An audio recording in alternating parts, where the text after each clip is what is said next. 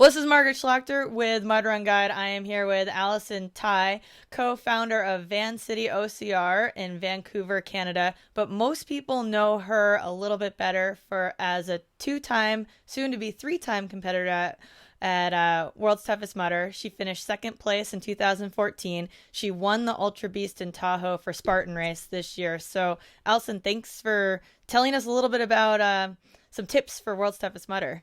Yeah, thanks. Thanks for having me on. I'm excited to share what I have learned over these past few years. It's definitely a new sport, especially the endurance aspect. It's kind of always evolving, and it's always awesome to bring new people in and try to share what the people who have been around for a little while know. Yeah, and you've been an endurance athlete for a while, so endurance racing is not really something new to you. So when you combine that with obstacle racing, and since you train people for obstacle racing, what are your sort of big tips for people going into World's Toughest Mudder next week?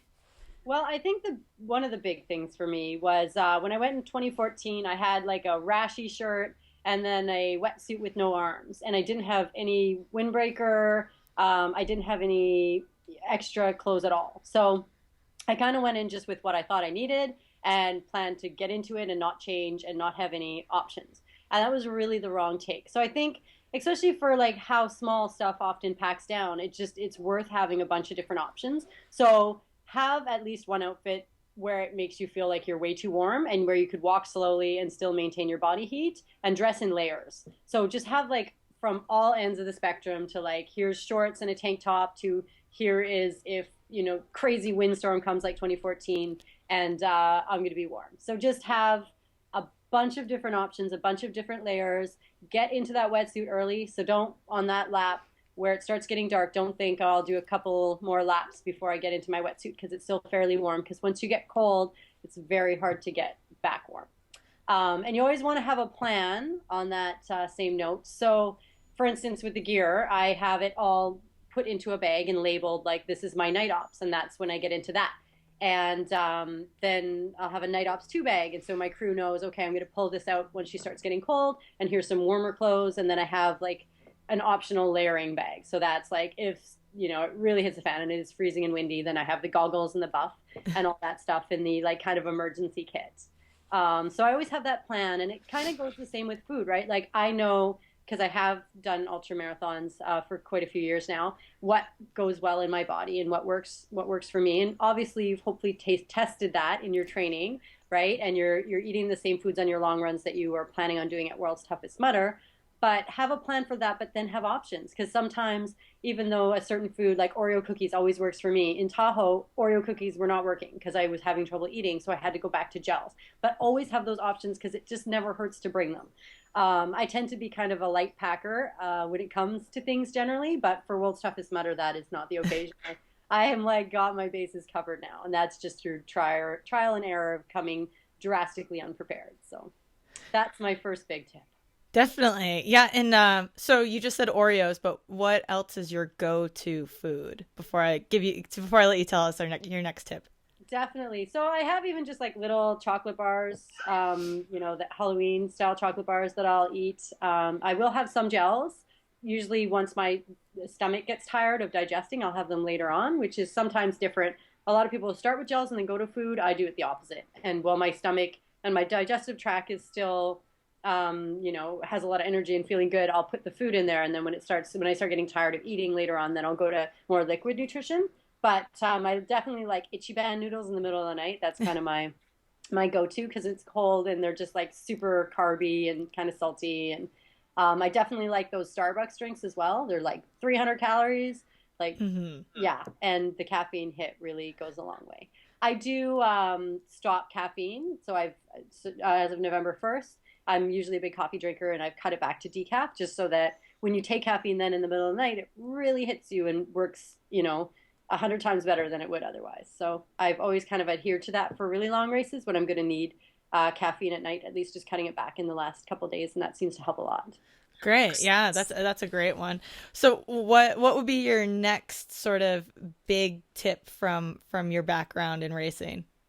Well, outside of overpacking, I think everything that you should have tested. So part of your job, especially in these last few weeks of preparation, is just making sure that you know how your gear performs. So I have gloves that are awesome and they're super sticky and wonderful, but the minute they get wet, I slide off anything and I can't hold on to any bars or anything, right? So test them because they are going to be wet, they are going to be muddy. Sometimes gloves are really good when they're wet but not muddy, and so you should have them in that variety of situations. Also, put everything on at the same time. So if you have new wetsuit socks, you want to put them on with the exact same socks you normally wear, the exact same shoes you normally wear, get them wet. People often buy a half size too big for their shoes so that number one, your feet swells as you run throughout the night. And number two, the wetsuit socks, the neoprene socks, they take a little bit of extra room in the shoe. So if you just try them on with a lighter pair of socks or something, it's not maybe going to work the same way. So try to make sure that you have the same combination. Even I tried on a pair of gloves with my jacket the other night, and the gloves and the jacket didn't work together. So just stuff like that, where you're like, these gloves work great, this jacket works great. They don't work great together. So try them all on together in those exact conditions, and just make sure that you know your gear inside and out. And then, of course, have doubles. Have 2 headlamps with batteries ready to go, 2 strobes, a couple windbreakers. You really don't. In a 24-hour race, your shirt could rip in half. You just so to have a second one, it doesn't take up much room, but to have just a bag of spare stuff is huge.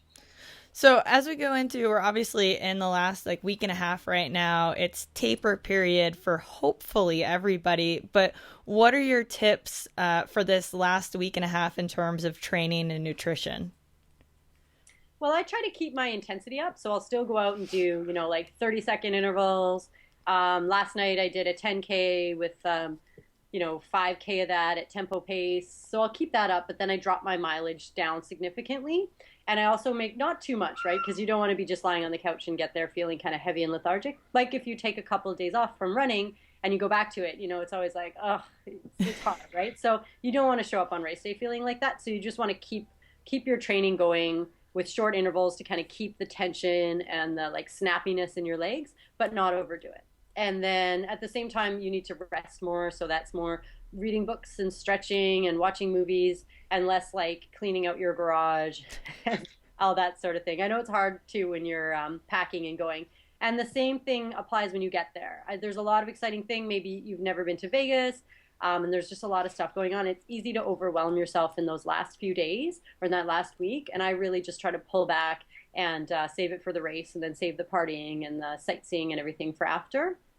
And on that same note, I am very careful about carb loading for big races like this, no matter where I am. So I come from a pretty traditional running background, and for long distance, carb loading is definitely the way. And I think a lot of people do that wrong, and they just think that they should stuff themselves silly, and then they end up feeling gross on race day.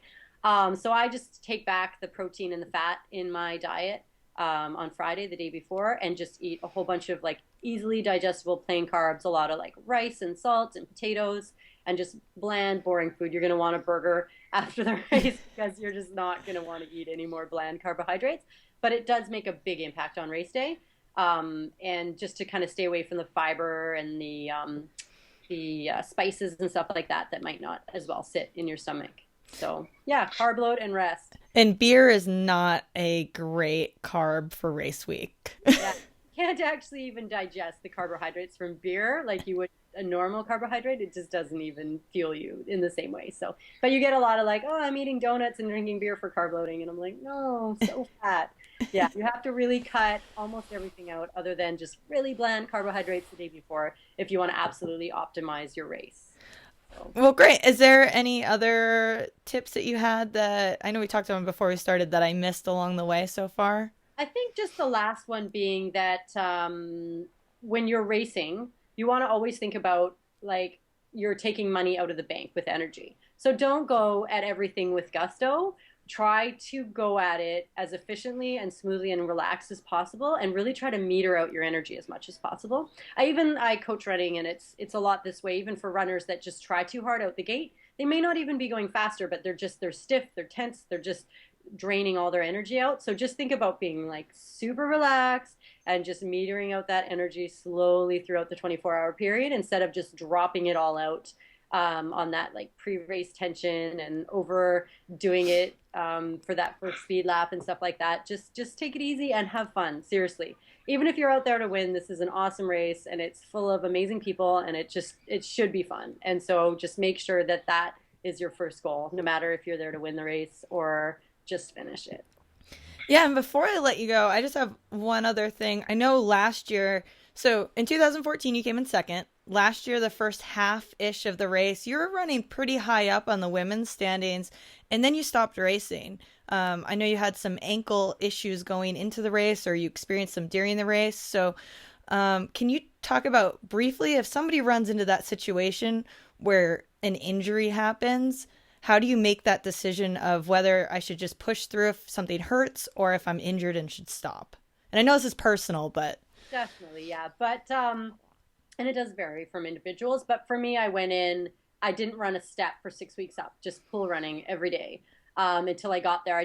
I ran out for a run and I was sick. I had a cold and I just, I ran way too fast the whole time and it was a long run on the cement and my ankle just felt weird after. And then it just got kind of progressively worse. I saw some physios and they thought, you know what, go out and try it. And what's the worst thing that could happen? And then when I was running, not only did my ankle start to tighten up, but then my hip on that side went. And then I started kind of creeping into the other knee, and then it was like my shin. And so everything started to kind of hurt at the same time. And not in one of those like, oh, I feel like my muscles are working. It was like, oh no, I've changed my biomechanics so substantially that it's starting to be pain. And so, if it's like sharp or shooting or you can't breathe through it, that was kind of one of my big cues was that I was actually holding my breath while I was running. And I'm like, I can't hold my breath for 24 hours. What am I doing out here? So even when I was walking, I was in a substantial amount of pain and it's just not worth it, right? It's one race. You can always just come back the next year. So, and it's not a good experience anyways, if you're actually in pain. You are going to get sore and just be prepared for that. And you're going to hurt in certain ways, but you just need to ask yourself if that's worth it for the race, right? And if it means replacing a hip or being out with the stress fracture for the rest of the year, you're probably not going to make that same choice, right? So most people, they'll know the difference between causing permanent damage and a little bit of muscle soreness. And you got to grunt through the muscle soreness. But if it comes to where you actually are altering your biomechanics significantly and starting to limp along or hold your breath or whatever, then for me, that's definitely when I call it quits.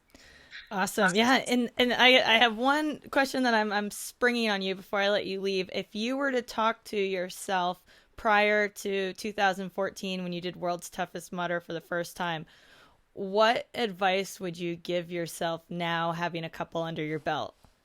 Bring a wetsuit, like a proper wetsuit. I was actually nursing my daughter because she was only 9 months old. So I was planning on stopping every 3 hours to nurse her, and I didn't want to have the cumbersome full wetsuit thing. So that's why I just had the farmers and then like a very thin jacket or very thin top. But I definitely would have had a proper wetsuit, at least just to zip up. And I definitely would have had a windbreaker. I think it was just crazy how I was out there without a windbreaker because I think it would have made all the world of difference. I did have like a tattered emergency blanket that somebody gave me, but the windbreaker to cut the wind and just having those extra options and not packing so barrenly I would have smacked myself and been like, put the windbreaker in, wear proper wetsuits. Yeah, have options. So for me, 2014, I think the biggest mistake was that I just didn't have my gear down. So, and it makes a big difference for sure. Well, awesome. Well, thanks so much, Alex.